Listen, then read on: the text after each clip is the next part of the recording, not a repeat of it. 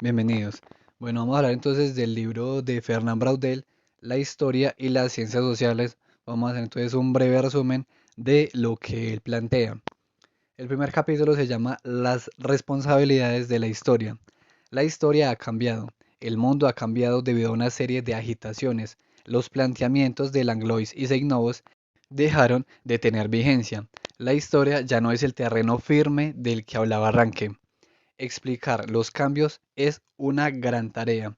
Antes una ciencia predecía, hoy se piensa que ninguna ciencia social puede hacer eso, debido a que la historia es como la vida, problemática, contradictoria y móvil. Al adentrarse en el individuo, este se ha ido superando, debido a que este no es ajeno a la realidad en la que vive. No hay que negarlo, hay que sobrepasarlo, dejar la historia de héroes atrás. La historia quiere abordar lo anónimo. La historia de una guerra nos presenta unos acontecimientos de un conflicto, explosiones, pero en estos hechos no hay humanidad.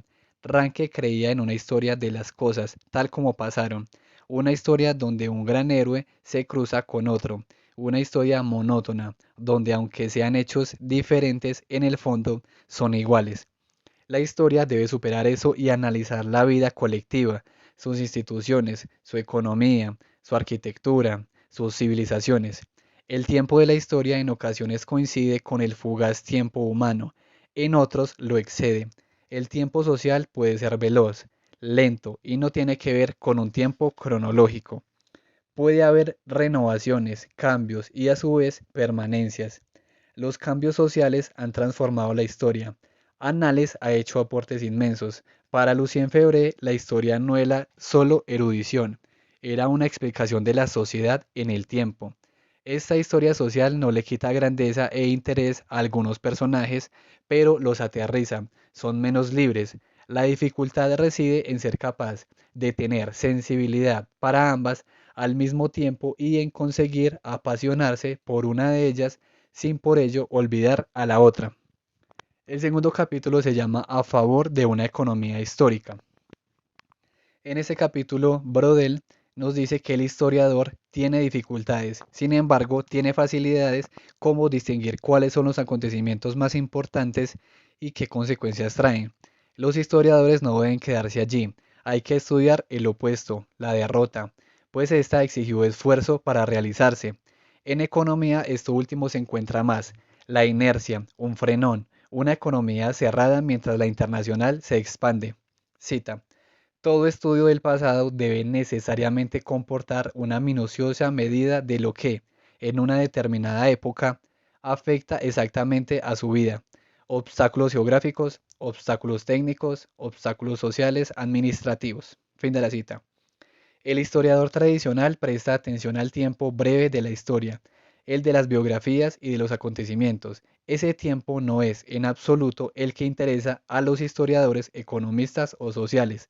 Las sociedades, las civilizaciones, las economías y las instituciones políticas viven a un ritmo menos precipitado. Esta historia larga es la que denominamos historia estructural, una opuesta a la historia episódica. Las amplias oscilaciones estructurales de la economía solo se pueden registrar válidamente en el caso de que se disponga de una muy larga serie retrospectiva de documentación, de preferencia estadística. Cita. Bien es sabido que no suele ser este el caso, sino que trabajamos y especulamos, por lo general, sobre series relativamente breves y particulares, como las series de precios y salarios. Fin de la cita. Si hubieran zonas económicas fijas, se podría hablar siguiendo a Henry Pirene de etapas geográficas del capitalismo. Cita. Las perspectivas largas de la historia sugieren de manera quizá falaz que la vida económica obedece a grandes ritmos. Fin de la cita. Los cambios no son sencillos, tienen interferencias, no surgen bruscamente. Hay continuidades y discontinuidades. El tiempo histórico es plural. La vida humana no es igual de larga a la vida de una civilización. Una discontinuidad es una ruptura estructural, profunda, silenciosa que pueda cambiar el modo de vida conocido. Cuando Sombart y Sajous discuten para saber cuándo nace el capitalismo moderno, es una ruptura de este tipo lo que buscaban. Una ruptura derrumba o transforma. Poner frente a frente historia estructural e historia coyuntural equivale a deformar una explicación. Si se vuelve uno hacia los acontecimientos, a recortar en punta una explicación. El capítulo 3 se llama La larga duración. Inicia el capítulo hablando sobre la crisis de las ciencias sociales, sobre esa búsqueda de límites, de diferenciación entre ciencias, sobre cómo las demás ciencias no están informadas sobre las discusiones de la historia. El libro es del 68. Yo le agregaría que la historia tampoco suele estar muy enterada de los debates teóricos metodológicos de otras ciencias. El tiempo de la historia tradicional era corto, centrado en el individuo. La historia económica y social se aleja de allí, va a una duración más larga, decenas o medio siglo. El acontecimiento, por el contrario, es corto, pero es explosivo, un tiempo que responde a la vida de los individuos. El tiempo corto es engañoso, por eso los historiadores ahora le tienen desconfianza. Es una historia, en algunos casos política, aunque esta no necesariamente debe ser episódica. La historia ha superado ese tiempo corto del siglo XIX, ha superado el pensamiento donde la verdad estaba contenida en el documento. Por supuesto, el tiempo corto no se eliminó del todo, pero sí ha causado una transformación metodológica. La historia cuantitativa ha entrado. Un día o año era una medida correcta para un historiador político. Cita, pero una curva de precios, una progresión demográfica, el movimiento de salarios, las variaciones de la tasa de interés, el estudio más soñado que realizado de la producción o un análisis riguroso de la circulación exigen medidas mucho más amplias. Fin de la cita. La larga duración se puede asociar a la estructura. La estructura en historia es una realidad que se desgasta y transforma lentamente. Muchas generaciones pueden vivir en una misma estructura, una misma mentalidad. La historia, al igual que otras ciencias, está en transformación constante. Cita, para mí, la historia es la suma de todas las historias posibles, una colección de oficios y de puntos de vista, de ayer, de hoy y de mañana. El único error, a mi modo de ver, radicaría en escoger una de estas historias a expensas de las demás. Fin de la cita.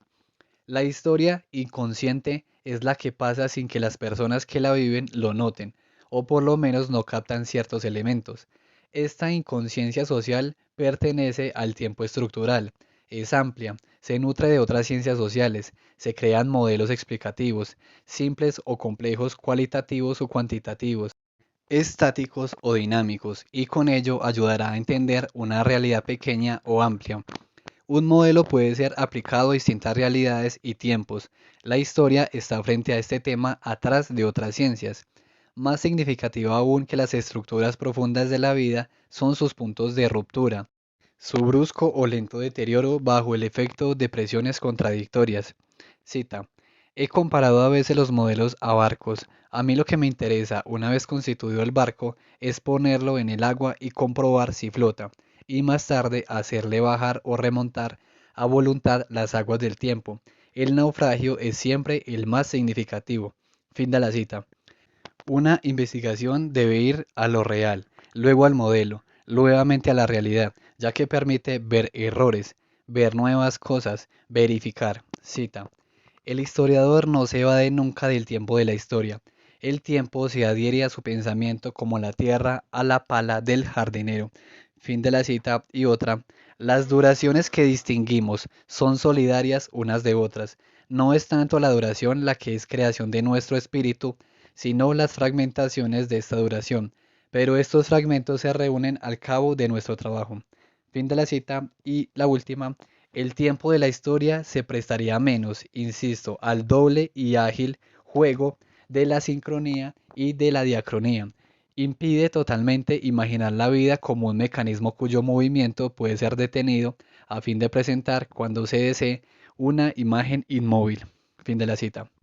El tiempo del sociólogo, donde la estructura se reconstruye constantemente, no es el del historiador. El tiempo es medida para historiadores y economistas. Para George Gurbich hay muchos tiempos, muchas duraciones. Esto va en contra del tiempo de la historia, pues ella no se puede evadir del tiempo. Capítulo 4. Historia y sociología. La historia, al igual que otras ciencias sociales, se redefine constantemente, se contagia de otras ciencias. Muchos personajes han hablado sobre qué es la historia. Langlois y Seignobos, Paul Montox, Marc Bloch, Lucien Febvre, Philippe Ariès, entre otros. Se ha definido como una conmemoración del pasado, como algo particular, algo diferente, pero la historia no es solo la diferencia, hay algo que se repite en esos hechos inéditos. La historia habla sobre el pasado, sobre el presente. La historia y la sociología tienen curiosidad por lo social. Son dos ciencias que se retroalimentan, ya a pesar de ello, marcan sus diferencias. Hablan de diversos temas de una manera distinta. Cita. De hecho, la ciencia social debe construir como pueda el modelo, la explicación general y particular de lo social, y sustituir una realidad empírica y desconcertante por una imagen que sea más clara, más fácil de explotar científicamente. Fin de la cita. Aunque la historia se centra más en el pasado que la sociología, también puede estudiar el presente. Las investigaciones de las dos disciplinas son diversas, pueden ser escrupulosos, complejos, simples, continuistas. Hay distintos niveles de historia. La corta es superficial, la coyuntural un poco más profunda, la de larga duración que puede ser de siglos y está entre lo móvil y lo inmóvil. La sociología aún no aborda estos tres niveles. Capítulo 5. Aportes de la historia de las civilizaciones. Una civilización es un conjunto de rasgos, de fenómenos culturales. La historia de la civilización permitió ampliar el espectro de la historia, superar la historia política. La historia se ha direccionado a aspectos económicos y sociales, por lo que la historia de la civilización ya no tiene ese factor combativo. En el siglo XVI y XVII nacen los verbos civilizar y civilizado. En el siglo XVIII, civilización y designa un ideal de progreso que a medida que se extiende la luz se esparce por la tierra. La guerra y la esclavitud desaparecen. La civilización requiere de una sociedad educada. La barbarie es una contraparte. En 1850, civilización y cultura se pluralizaron y con ello la cultura dejó de ser una, dejó de existir unas cualidades universales. Todas las experiencias humanas son igual de importantes. Cuando la palabra viajó por Europa se transformó y adquirió elementos nuevos. El término ha sido usado de muchas formas, ha sido discutido. Hay decenas de significados para la palabra y claro, se debe tener en cuenta que el significado de las palabras cambia con el tiempo. Cita. Opinión de Pirén. Utilicemos las palabras tal como se nos presentan, en su sentido vivo, provisionalmente vivo, pero seamos también conscientes de las otras posibilidades que ofrecen, que han ofrecido, de las tradiciones que nos preparan. Fin de la cita. El significado es complejo y suele cambiar de autor en autor, por lo que el lector debe descifrar cómo lo usa cada cual. Para Guizot, la civilización es progreso social e intelectual. Jacob Burckhardt usa la palabra para referirse al Renacimiento. Para Burckhardt, cada cultura es única. Se viene de otra en el momento en que afirma su originalidad, se vuelve otra.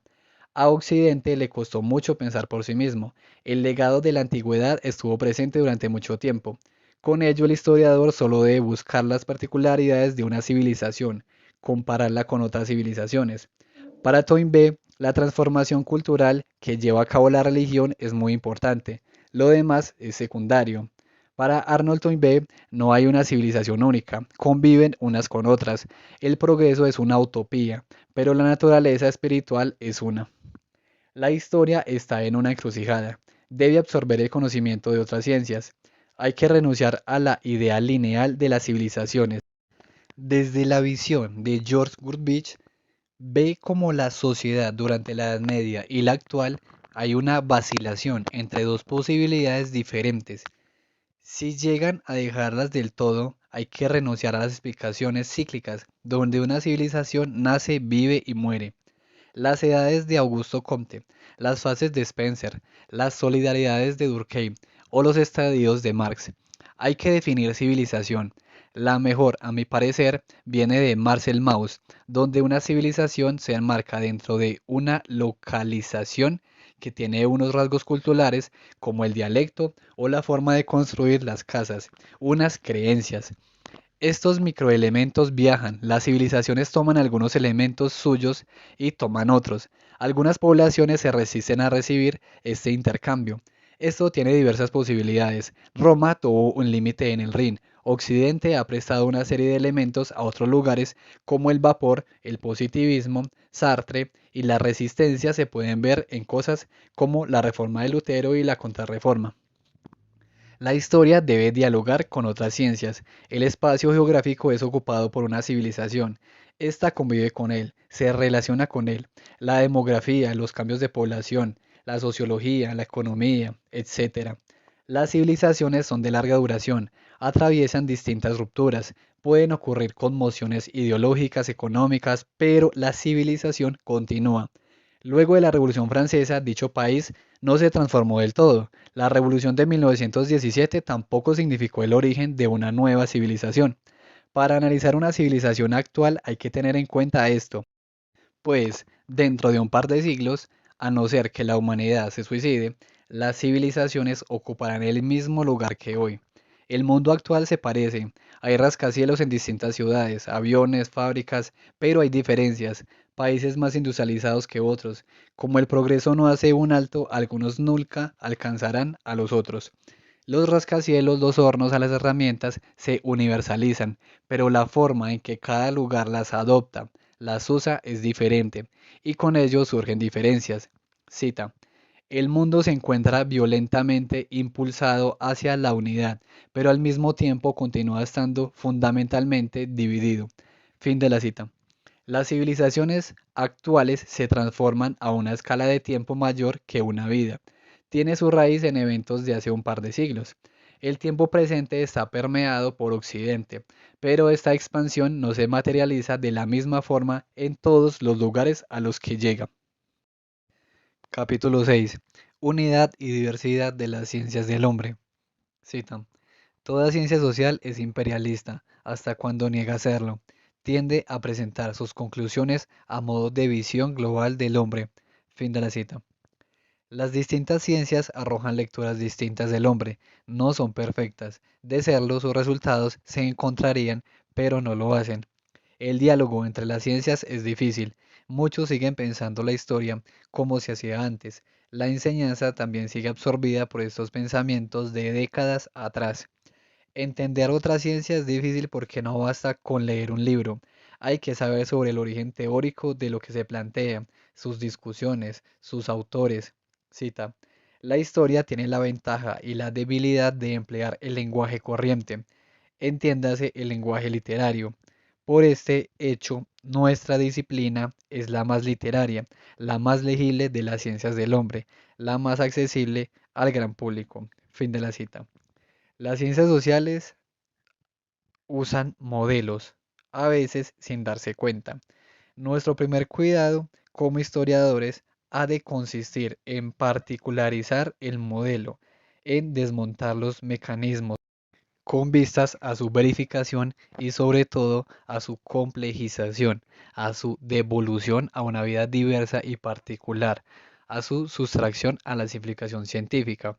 En este capítulo, el autor reflexiona sobre el hecho de que cada ciencia analiza un aspecto de lo humano, no pueden interpretar al humano en su totalidad. Debe haber por ello entonces un diálogo entre las distintas disciplinas, pero pues también hace mucho hincapié en esas dificultades.